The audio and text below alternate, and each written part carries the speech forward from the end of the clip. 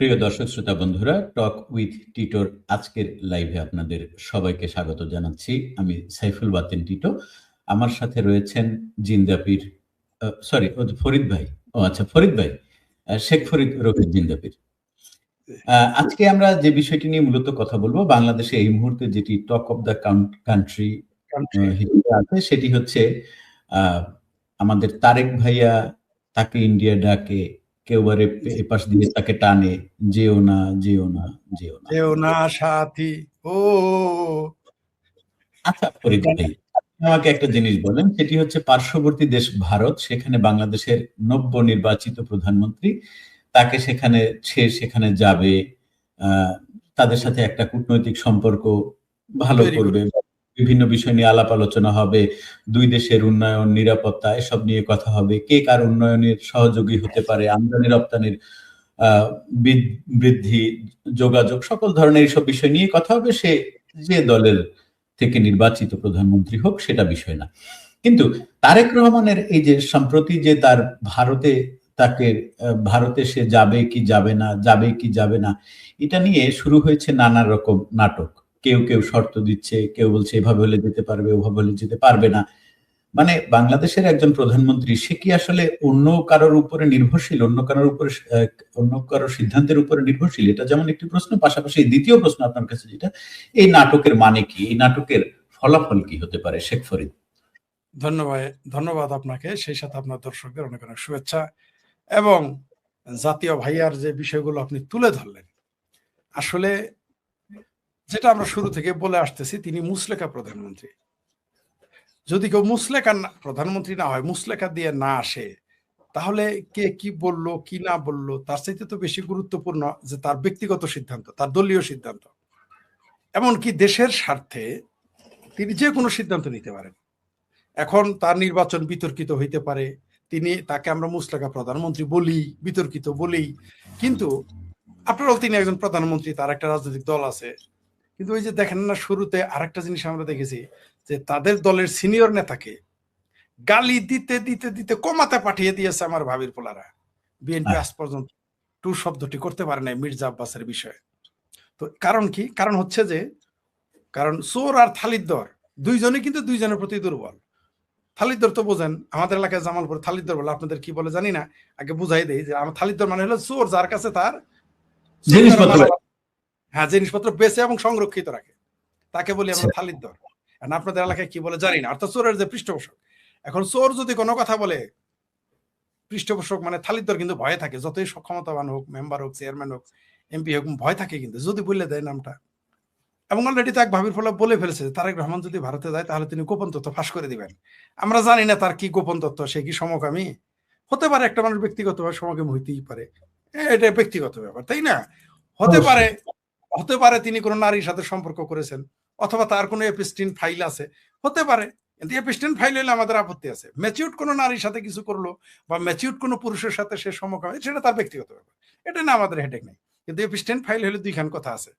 তো না জানি কি করেছে যে আমার ভাবির পোলারা একবার বলেই দিয়েছে, যখন বললো যে পুলিশ হত্যার বিচার হবে, তদন্ত হবে, তখন কিন্তু সাথে সাথে আমার ভাবির পোলারা, জামাতিরা, জুলাই সন্ত্রাসীরা চিৎকার চেঁচামেচি শুরু করলো, আমরা কিন্তু বলে দিব, তাহলে কিন্তু কয়ে দিব বিষয়টা। আমি বললাম টিটু হিরোইন খাইছে, আর বিচার হবে।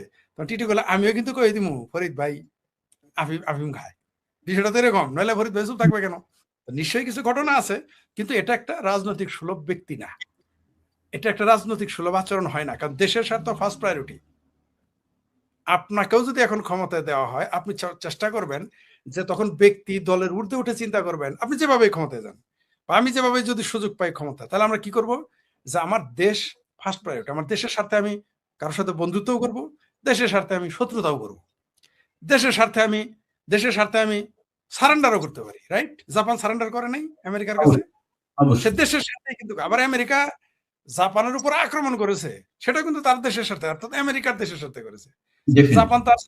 জাপান যদি আত্মসমর্পণ না করতো, তাহলে জাপানে তো উন্নত হইতে পারতো না, আরো পিছিয়ে যাইতো।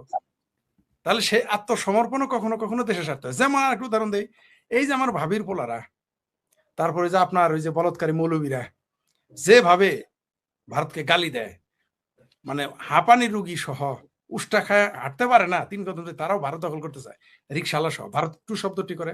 এটাও কিন্তু একটা তার সমঝোতা দেশের সাথে। তারেক রহমানকে সউদ্যোগে ভারত কিন্তু জানে, ভারত সরকার কিন্তু জানে, কিন্তু জানে যে 10টা কষ্ট মামলা সাজাপ্রাপ্ত আসামি হচ্ছে তারেক রহমান। তারপরেও ভারত কি করেছে, যেহেতু প্রধানমন্ত্রী হয়ে গেছে তাকে আমন্ত্রণ জানিয়েছে। এটা কিন্তু একটা কৌশল, তাদের কূটনীতির কৌশল। তারা কিন্তু তারেক রহমানকে পছন্দ করে না। অনেক সময় দেখবেন, যেমন ধরেন আমি যে লোকটাকে পছন্দ করি না, এখন আমার বাসা থেকে 5 বাসা দূরে তার বাড়ি, আমার মেয়ের বিয়ে, আমি কি তাকে দাওয়াত দিব না? অবশ্যই অবশ্যই অবশ্যই সে দিতে হবে। আবার আমার সাথে যার সম্পর্ক খারাপ, তার বাপের জানাজায় কি আমারে বলবে না? তার বাপের জানাজায় গেলে কি আমার ঘেটে ধরে বের করে দিবে? দিবে না। এটাই হচ্ছে কূটনীতি বা সামাজিক সম্পর্ক। পরিবারের ভিতরে কি সেটা আপনি আমার ঘরে যাইতে দিবেন কি সেটা আপনার ব্যাপার, কিন্তু সামাজিক যখন ঘটনা ঘটবে, আপনার সাথে আমার শত্রুতা থাকলে আপনার মা বাবার জানাজা আমি যেতে পারবো, আমার মা বাবার জানাজা, ইভেন আমার জানাজাও আপনি যাইতে পারবেন, রাইট? আমার ছেলে আপনাকে বের করে দিবে না। তেমনি ভারত সেটা বুঝে, এটা কিন্তু একটা কৌশল। কারণ আপনার বাবার জানাজায় আমার জানাজা, আপনার সাথে আমার শত্রুতা, আমার জানাজায় আপনি গেলেন, আমার ছেলে আপনার সাথে খারাপ ব্যবহার করলো, তখন কিন্তু লোকজন বলবো ফরিদ ছিল এক বদমাইশ ফাতরা, আর ফোলা হয়েছে ফাতরা, মানে আপনি কিন্তু জিতে গেলেন। তো তারেক রহমানকে কিন্তু দাওয়াত দিয়ে এটা কিন্তু ট্র্যাপে ফেলে দিয়েছে। এখন তারেক রহমানকে পুরো ধবিকা কুত্তা বানা দিয়া, সে না ঘরকা এখন না ঘটকা, মানে গেলেও বিপদ, না গেলেও বিপদ। বিষয়টা বুঝতে পারছেন, মানে কিরকম কেস কি করে ফালাই দিছে ভারত। ছোট্ট একটা কাজ কি করেছে, আগে তো সবাই মনে হচ্ছে আহা, কিছুদিন আগে দেখেন না ভাবির পোলারা, তারপর পেয়ারা পাকিস্তানে বললো এই যে তো ভারত ভয় পেয়ে গেছে, ডরাই গেছে, তারেক রহমানকে দাওয়াত দিচ্ছে। কিন্তু আমরা তো জানি তারেক রহমান, যেমন আসিফ মুনিরকে যখন হোয়াইট হাউসে নিয়ে, এই যে পাকিস্তানের ফিল্ড মার্শাল আসিফ মুনিরকে যখন হোয়াইট হাউসে 1 কাপ চা খাওয়াইলো আর পিঠে থাপড়া দিয়ে বললো তু বহুত বীর হ্যাঁ, তু সিপিও সালার হ্যাঁ, তু ফিল্ড মার্শাল হ্যাঁ, তখনই কিন্তু আমরা বুঝছিলাম এর কোনো কাজ করাবো। ফেসে গেছে। কর্তাই কইছে সুধীর ভাই আনন্দের সীমা নাই। এখন কিন্তু আসিফ মুনির বুঝতেছে ঠেলা কেমন। 1 কাপ চা, 1 কাপ চায় কা কিমত কিতনা হ্যায় আপ পাতা চল রা হ্যায়। তো এমনি তারেক রহমান কেমন একটা টুপ দিয়েছে, খেয়াল করেন, গালাগালি করে, তারপর ডিজেল পাঠায় ভারত, তারপরও কারেন্ট পাঠায় ভারত, আবার বাকিতে মাঝে মাঝে, তারপর আবার 82 লাখ লিটার তেল দিয়েছে, আবার তারেক রহমানকে দাওয়াতও দিয়েছে। তারা কিন্তু জানে যে তারেক রহমান মূলত জামাতের পৃষ্ঠপোষক। আমরা যে জামাত, কোনো সন্দেহ নাই, সে এমন একটা পরগাছা যে গাছের চেয়ে শক্তিশালী, এটা সত্য। কিন্তু তার মানে সে গাছ না, কিন্তু পরগাছাই। সে কার গাছে উঠেছে? বিএনপির গাছে উঠে, বড়ই গাছটা বিএনপি, তার উপরে স্বর্ণলতা গাছ বা পরগাছা ছেয়ে গেছে, গাছটাকে মেরে ফেলতেছে। কিন্তু মূলত তার প্রধান পৃষ্ঠপোষক কিন্তু বিএনপি। তো এই বিএনপিকে দাওয়াত দিল কেন? যাতে এইখানে তারেক রহমান ট্র্যাপে পড়ে যায়, এবং যথারীতি সে ট্র্যাপে পড়ে গেছে। আবার ভাবির পোলারা জামাতেরা বলতেছে, তারপরে পেয়ারা মাখি চলতেছে তারেক রহমানকে যাওয়া যাবে না, গেলে কি শেখ হাসিনাকে শর্ত ফেরত দিতে, মানে শর্ত দিতেছে। মানে বুঝছেন, কামলায় গৃহস্থের, মানে বিষয়টা এরকম যে কামলা তার গৃহস্থের বাড়ি যাবে, কামলায় শর্ত দিছে, এই শর্ত কোনোদিন টিকে? সমানে সমানে শর্ত হয়। ভারত কিন্তু মনে মনে হাসতেছে যে তোমারে কিন্তু বাতিজা ফেলে দিছি, তারেক রহমান যদি যায় তাহলে তাহলে তার জন্য আপদ, আর যদি তারেক রহমান ভারতে না যায় তাহলে সে বিপদে পড়বে। কিন্তু সমস্যা হচ্ছে হয়ে গেছে ব্যাপারটা আসলে। সাগর কেসকি কল অলরেডি কেসকি বান্দির পোলারা তারা কেসকি কলে ফেলে দিয়েছে। আর ভারত এই কৌশলটা এখানে মানে ভারত এমন একটা জাল বিছিয়েছে। আপনি শুনেন, ভারতের একটা যে এমএলএ, ভারতের একজন এমপি, বাংলাদেশের এই প্রধানমন্ত্রী যাতে দেখেন, এদের গিলুর কাছে এরা আছে, বুঝতে পারবে।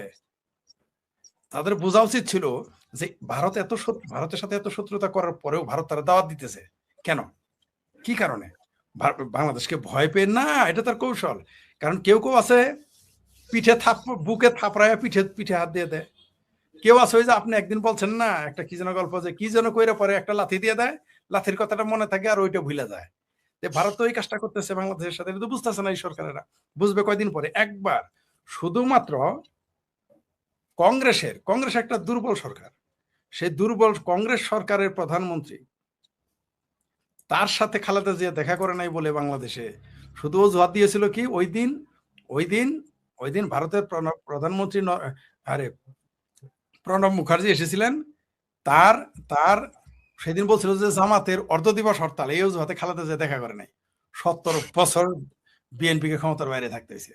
আর এবার তারেক রহমানকে দাওয়াত দিতে যাইতেছে না, তার মানেটা কি? গ্রামে একটা প্রবাদ আছে যে গরিব মানুষ যত রাগ করবে তত লাথি বেশি খাবে, এটা খাঁটি বাংলা প্রবাদ।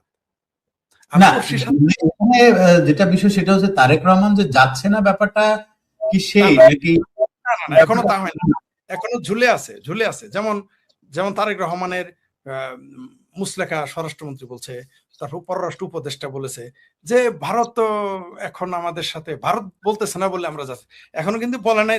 মানে বিভিন্ন ভাবে ফটোকাটে আসছে, 3টা শর্ত দিয়েছে যে শেখ হাসিনাকে ফেরত দিতে হবে, তারপরে হাদির খুনিদের ফেরত দিতে হবে। মানে বাংলাদেশের বোধহয় রায় দিয়ে ফেলছে যে ভারতের 5টা লোক এসে এখানে খুন করে গেছিল, তাদের নামটা জানে, এটা ভারত তাদের আদালতে প্রমাণ হয়ে গেছে, ভাবখানা এরকম, তাই না?